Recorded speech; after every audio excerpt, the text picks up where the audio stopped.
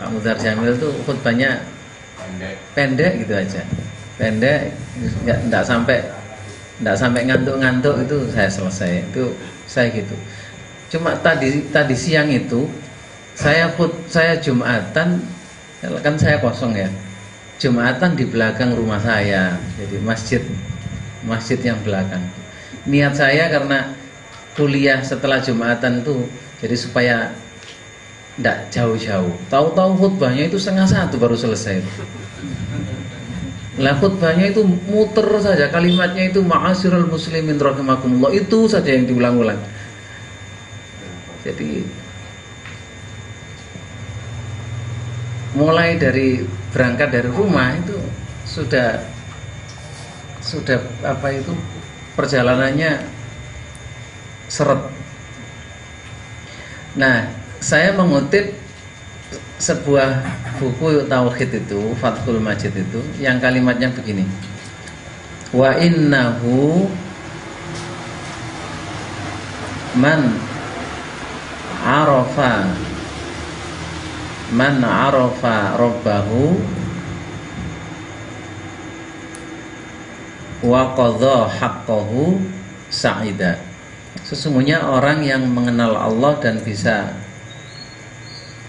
memberikan hak-haknya, maka hidupnya akan dijadikan Allah menjadi hidup, akan diberikan Allah hidup yang bahagia.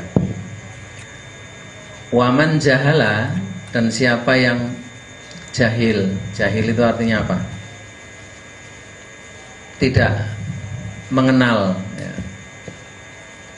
Tidak mengenal Allah, makanya pada saat awal-awal orang Arab yang tidak kenal Allah itu disebut dengan jahiliyah.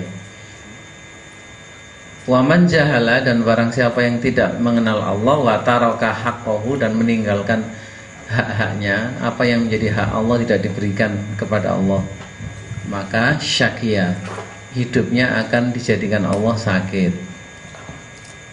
Syakia itu kan ya syako ya Indonesia dari sakit.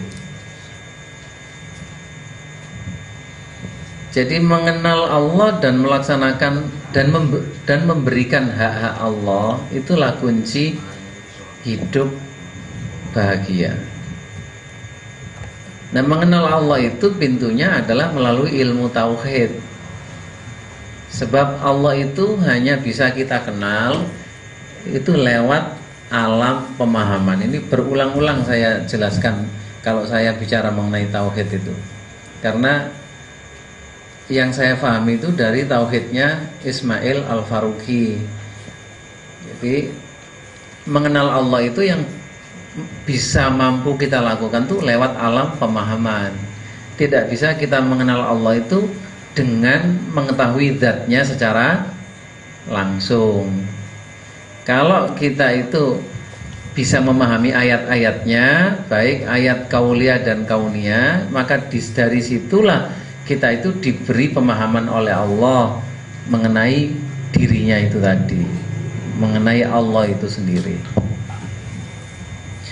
Nah, Bapak, para jamaah, di dalam kitab Fathul Majid itu lalu kita dikenalkan dengan istilah tauhid. Itu ada yang namanya tauhidul ma'rifah wal isbat. Tauhid itu sudah jelas, tauhid itu jenengan tahu itu.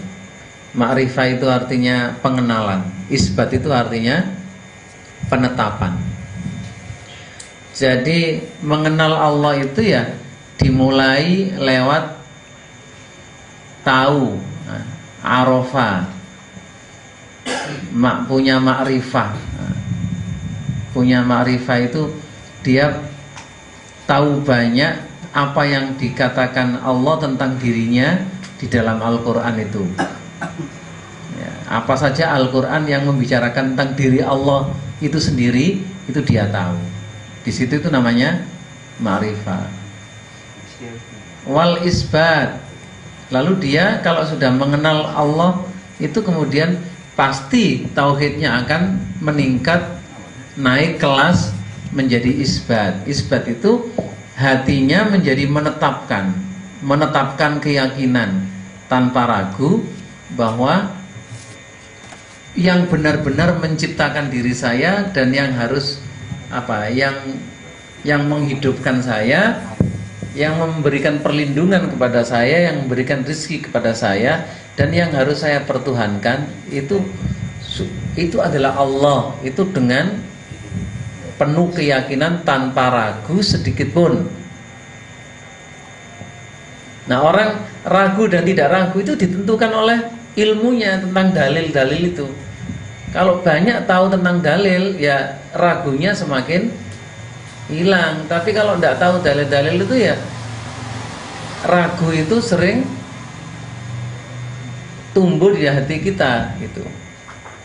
Padahal Allah meminta kita itu kalau bertauhid itu yakin, yang harus tidak pakai ragu, tidak pakai syak itu. Jadi hidup kita sehari-hari ini itu tidak bisa lepas dari ma'rifah dan isbat. Urusan apa saja. Panjenengan ini sama di pinggir-pinggir jalan tuh melihat gambar-gambar salah. Fotonya ditempel-tempel di pohon-pohon itu. Dari partai yang bermacam-macam. Ya. Itu walaupun ditulis namanya di situ, fotonya juga ditampilkan, tapi saya ini tidak ada yang kenal. Ya ada sih yang kenal, 1, 2 itu ada, tapi tidak ada yang banyak yang tidak kenal. Ada yang tahun dulu ya orang itu ya tampil, tahun sekarang ini orang itu ya tampil, tapi orang mana itu saya nggak tahu. Misalnya ada dari Golkar itu ada Edi Kuntadi ya. Terus ada lagi Kodrat Sopo gitu ya, Kodrat Sunyoto atau siapa ini. Itu tahun lalu kan sudah dipasang itu. Nah, Viva Yoga itu juga tahun lalu sudah dipasang. Wong PPS ya ono barang yang dipasang ya. Tapi kalau kita itu tidak tahu, tidak punya makrifat tentang itu, terus dikongkon menetapkan pilihan itu loh yang akan saya pilih jadi wakil, lah tidak bisa toh gitu. Lebih banyak ragunya daripada yakinnya kalau tidak tahu itu. Iya nek jujur, iya nek dhek iku bener-bener punya sifat berani berkorban, membela kepentingan orang banyak. Jangan-jangan orang itu hanya cari kesenangan untuk dirinya sendiri. Nah itu kan apa itu campur aduk di dalam hati kita. Kecuali kalau kita itu tahu betul, saya mengenal dia, keluarganya baik, pendidikannya juga sukses, lalu kemudian sehari-hari memang saya mengenal orang itu perhatiannya kepada masyarakat sangat peduli. Nah, kalau itu kan menjadi ma'rifah dan menjadi isbat. Mbak disudono wong liya, aku duwe calon ganteng, aku duwe calon luwe ayu, itu sudah tidak bisa berubah. Sudah tidak bisa berubah itu mantep dengan pilihan siapa yang akan saya pilih sebagai wakil, yang nanti aspirasi saya sampaikan. Itu disebabkan apa yang diyakini di hati itu sudah berupa ma'rifah dan isbat. Itu loh namanya tauhid itu. Dalam urusan milih caleg aja harus begitu, apalagi dalam bertuhan, beribadah, berkeyakinan, beriman. Dan itu tidak sembarangan. Kita menyatakan iman terus tanpa ma'rifah dan isbat itu iman yang tidak terukur kualitasnya, itu tidak jelas ya, abu-abu dan sebagainya. Jadi itu kaki penyangga tauhid yang pertama. Yang kedua, kalau sudah orang tuh ma'rifah dan isbatnya itu sudah dimiliki, itu ada konsekuensinya. Konsekuensinya itu adalah namanya tauhid at-tolab wal qasad. At-tolab itu artinya sesuatu yang dia cari, dan al-qasad itu sesuatu yang dia tuju. Nah, apa saja yang kita lakukan harus jelas itu untuk apa. Nah gitu. Jenengan tuh keluyuran setiap hari meninggalkan rumah, ke sekolah, ke kantor, ke bengkel, ke sawah, dan itu sudah mencari apa dan tujuannya kemana itu harus dijelaskan. Nanti orang kalau sudah punya kejelasan mengenai apa yang dia cari dalam hidup ini dan apa yang dia tuju itu sudah jelas, itu beda dengan orang yang ditanya apa yang Anda cari dalam hidup ini dan apa yang Anda tuju itu tidak ngerti. Padha karo arek sekolah digelekno wong tuane sekolah sing unggulan, sing maju, tapi areke dhewe takoni awakmu sekolah iku sakjane tujuanmu apa sih nak? Iku mbok aku mek dikongkon bapak wae. Timbangane nganggur nang omah. Ana sing jawab iku lucu. Tujuannya apa nak sampean sekolah iku? Mek ngene tok, mek pundake tok sing ngono. Tahu? Ya tahu ngene tok. Nah, anak yang kayak gitu itu walaupun sekolahnya sekolah unggulan, ya, walaupun itu mahal, tapi karena dia tidak tahu apa yang dia cari di tempat itu, pasti gak dunung sekolah itu. Nah sekarang sampean tuh beriman, beragama, bertauhid, ya, beribadah, tapi pada aspek tauhid at-thalab wal qasad gak jelas, itu ya jadi gak wujud. Masih atau sembahyang, masih atau haji. Ada orang tuh ya umroh ya haji tapi wis teko nggone iku lho gak jelas tujuane. Wis teko Mekah kono ya sik gak jelas. Apa kok contohnya kok gak jelas itu? Ya tak dilok kok Allah kok dipanggil-panggil kok ado-ado kok sing dijaluk mek ya Allah, aku meneh njaluk mobil Innova ngono. Ya Allah, tolong kula jenengan sauraken utang-utang kula. Ya Allah, kalau anak kula niki dereng kagungan jodoh dan jenengan paringi jodoh. Lho apa tujuan haji iku ya ngono-ngono iku. Kan gitu. Apa jauh-jauh ke tanah suci itu sing digeleki apa yang ngono-ngono iku. Nah, bagi orang yang tidak jelas ya kayak gitu itu akhirnya sampai pulang itu. Nah, jenengan orang sudah di depan Ka'bah, tapi khusuknya itu kalimatnya ya Allah Innova, ya Allah Innova, ya Allah Innova, ya Allah Innova. Iso nangis napa mboten tiyang ngoten niku?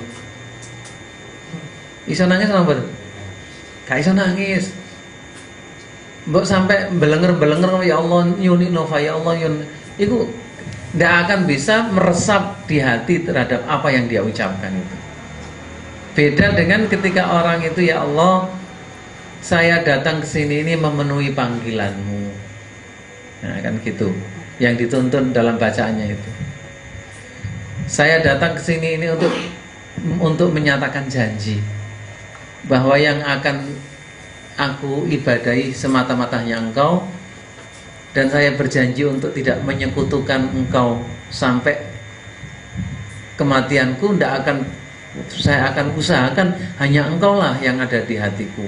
Nah, nek tiang nek pun ngoten niku berarti sudah punya tauhid at-thalab wal qasad. Jadi tiang salat iku kudu diiseni at-thalab wal qasad. Tiang haji ya kudu diiseni atine niku at-thalab wal qasad. Tiang ngajar jadi guru pun hatinya harus diiseni at-thalab wal qasad niku. Nek mboten ngoten nek gak diiseni tauhid at-thalab wal qasad niku bolak-balik kalau dikai tugas tang nglakoni apa wae mesti kalimat iku wani piro. Dikengen apa mau diminta ditunjuk untuk menggerakkan sholat jamaah murid-muridnya wani piro lho ngoten. Dikai tugas apa terus sing dijawab iku wani piro niku. Niku mergo atine gak diisi dengan tauhid at-thalab wal qasad.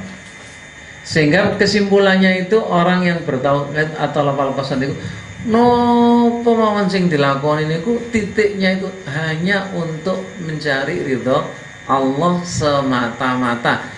Ini dijaga betul ya, dalam hal segala perbuatan tuh ke situ.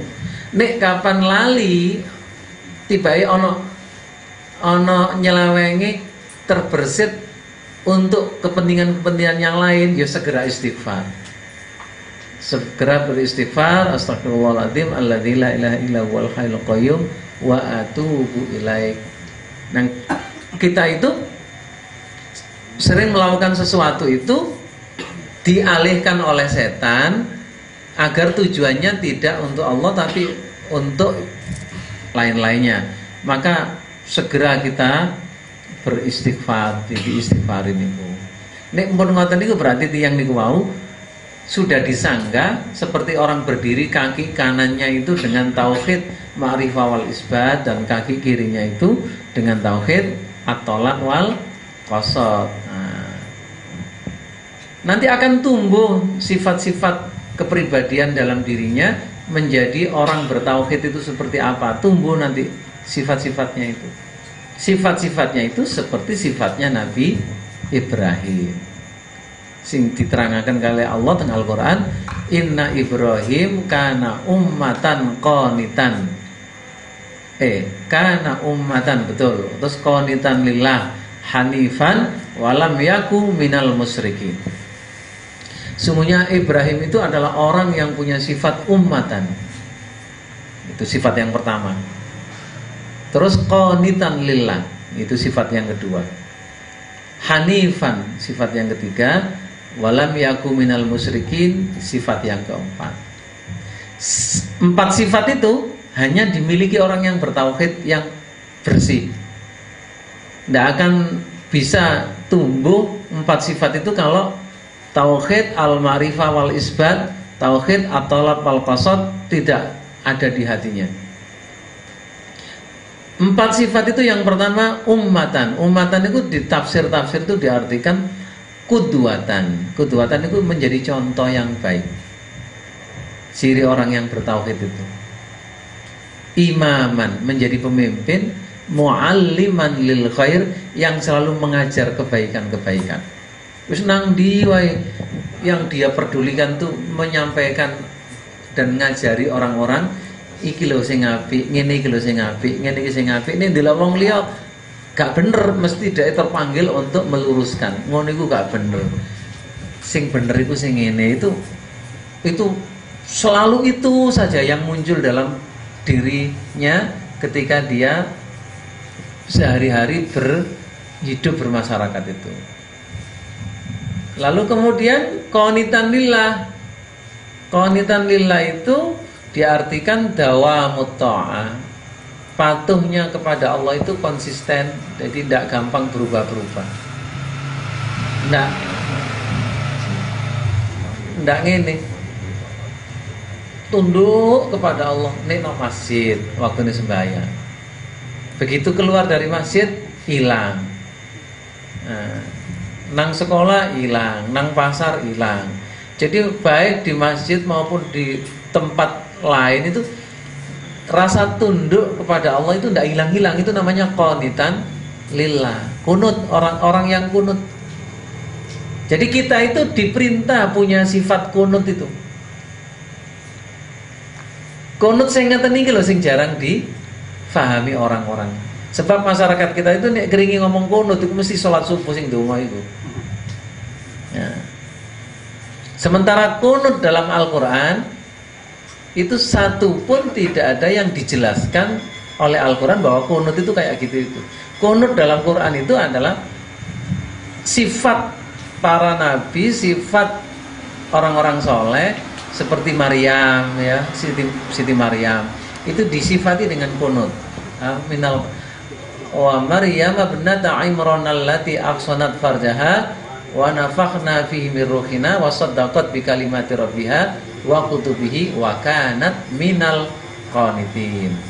Orang perempuan yang menjaga kehormatannya, ahsanat farjaha wa nafakhna fi miruhin wa sadaqat bi kalimati rabbiha, membenarkan kalimat-kalimat Allah, wa kutubihi, membenarkan apa yang difirmankan Allah dalam kitab-kitabnya itu, wa kanat minal qanitin, dan dia adalah perempuan yang tunduk kepada Allah, senantiasa patuh. Banyak yang kalimat kunut ini dalam Quran itu banyak sekali yang pengertiannya adalah Allah menjelaskan adanya orang-orang yang tunduk patuh kepada Allah itu dengan terus menerus, tidak berubah. Hanifan itu jiwanya lurus menghadap kepada Allah, al-muqabbilu lillahi wahda. Jadi jiwanya itu menghadap kepada Allah semata-mata, al-mu'rid an ma siwa, dan dia berpaling terhadap apa-apa yang tidak ada hubungannya dengan Allah. Nek kapan tiang niku kagungan sifat hanif niku ya gak gampang tergoda. Sebab kadang-kadang manusia itu bisa bergeser, jiwanya tidak lurus kepada Allah itu gara-gara tergoda oleh istri, kadang-kadang tergoda oleh anak, kadang-kadang tergoda oleh harta, tergoda oleh jabatan, tergoda oleh kekuasaan. Wong biyen ku asale api-api, sembayang ya sembayang, barang dadi ketua MK kok dadi ngono lho. Ngoten niku namanya bukan apa itu orang yang tidak kunut dan tidak hanif. Saya kira orang yang lolos menjadi caleg-caleg, bukan caleg lagi ya, sudah jadi legislator, ya sudah jadi hakim-hakim, sudah jadi bupati, itu pasti orang-orang baik semua. Kalau tidak baik tidak mungkin dipilih masyarakat itu. Pendidikannya ya bagus-bagus, keluarganya bagus-bagus, tapi begitu pergaulannya di alam lingkungan politik, niku kunutnya hilang, hanifnya hilang. Apa itu? Ya berubah. Jadi bahasanya Pak Zimam itu setelah ketahuan suapnya, setelah ketahuan apa pencucian uangnya, setelah ketahuan apa itu namanya narkobanya, setelah ketahuan itu bahasanya ternyata kejahatannya itu nyaris sempurna gitu. Kan gitu. Ini yang lebih penting lagi, ini hanif ini harus kita perhatikan pada anak-anak kita ya. Jenengan lamun ngomong anak-anak kabeh. Anak kita ini apa carane duwe sifat hanif itu? Nek durung duwe sifat hanif, niku ngeten contone niku. Jenengan celuk Ahmad. Iya bi. Iya bi niku gak nolep blas. Iya bi, ngoten niku sik main game, mawon kluning. Ahmad, iya bi. Ayo mandi bentar bi, tapi gak ati noleh. Ya sik kludikan main HP iku mawon. Main laptop mainan. Padahal sing nukokno laptop ya bapak iku mau. Jadi sing dadekno gak hanif ya bapak iku mau ya.